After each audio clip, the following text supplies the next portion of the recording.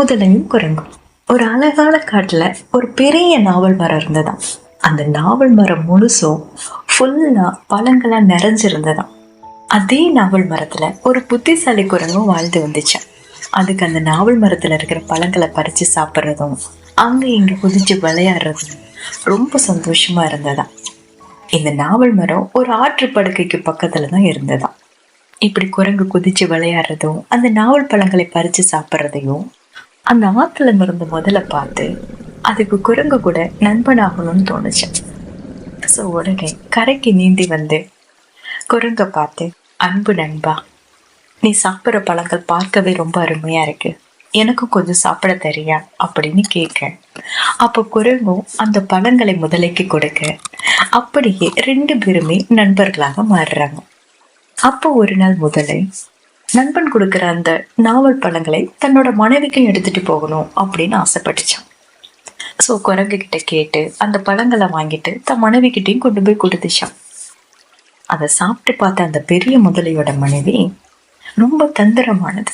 So அதை சாப்பிட்ட உடனே, இந்த நாவல் பழமே இவ்வளவு சுவையா இருக்கேன், இந்த நாவல் பழங்களை தினமும் சாப்பிட்டு வளர்ந்துருக்கேன், அந்த குரங்கு அதோட இதயத்தை சாப்பிட்டா எவ்வளவு சுவையா இருக்கும் அப்படின்னு யோசிச்சு அதை பத்தி பெரிய முதலைக்கிட்டையும் சொன்னிச்சேன். அப்ப அந்த பெரிய முதலை, அது எப்படி முடியும், அவன் என்னோட நண்பனாச்சே, என்னால் அவனோட இதயத்தை எவ்வாறு சாப்பிட முடியும் அப்படின்னு ஆரம்பத்துல பதறினாலும் மனைவியின் பேச்சை யாரால தட்ட முடியுமா? சோ அந்த முட்டாள் முதலையும் குரங்கோட இருந்த அந்த நட்பை மறைஞ்சு அந்த குரங்கோட இதயத்தை சாப்பிடணும்னு அதுவும் நினைச்சுதான். வழக்கம் போல குரங்க பார்க்கவும் போச்சான்.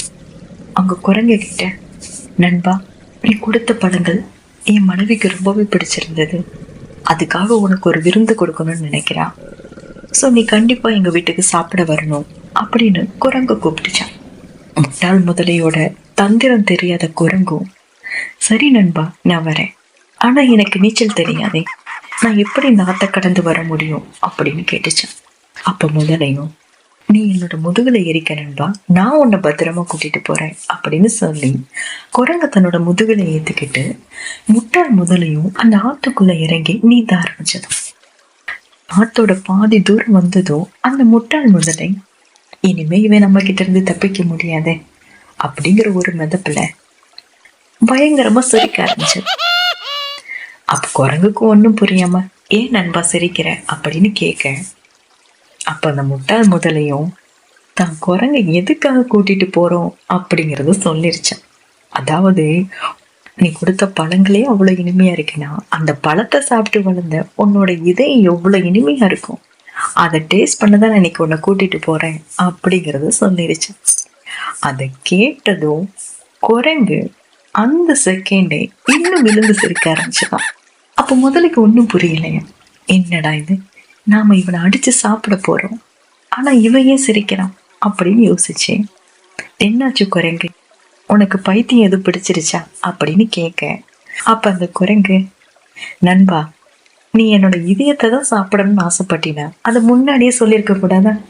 நீ வர்றதுக்கு கொஞ்ச நேரத்துக்கு முன்னாடிதான் நான் என்னோட இதயத்தை கலட்டி அந்த நாவல் மரத்து மேலதான் வச்சிருக்கேன்.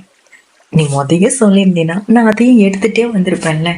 இப்ப பாரு, இதையும் இல்லாம நீ எதை சாப்பிட போற அப்படின்னு கேட்க, அப்போ முட்டாள் முதலையும், ஒருவேளை குரங்கு சொல்றதா உண்மையா இருக்குமோ அப்படின்னு நினைச்சேன்.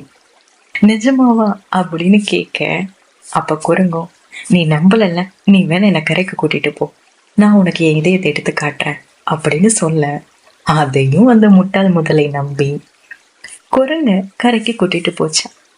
கரைக்கு வந்ததுதான் நம்ம குரங்கு டக்குன்னு முதலையோட முதுகுல இருந்து நாவல் மரத்துக்கு தாவி அதோட உச்சியில போய் உக்காந்துக்கிட்டு இன்னும் பலமா சிரிக்க ஆரம்பிச்சது. அப்பவும் முட்டாள் முதலை, என்ன நண்பா, இதயம் கிடைச்சதா, போலாமா அப்படின்னு கேட்டுச்சான்.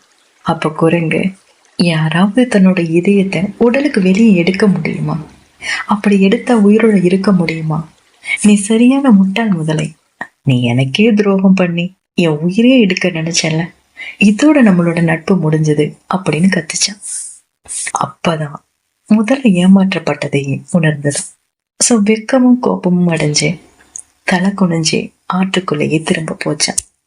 ஆனால் புத்திசாலி குரங்கு யார நம்பணுங்கிறத கத்துக்கிட்டு அதே மரத்துல ரொம்ப சந்தோஷமா வாழ்ந்துச்சான்.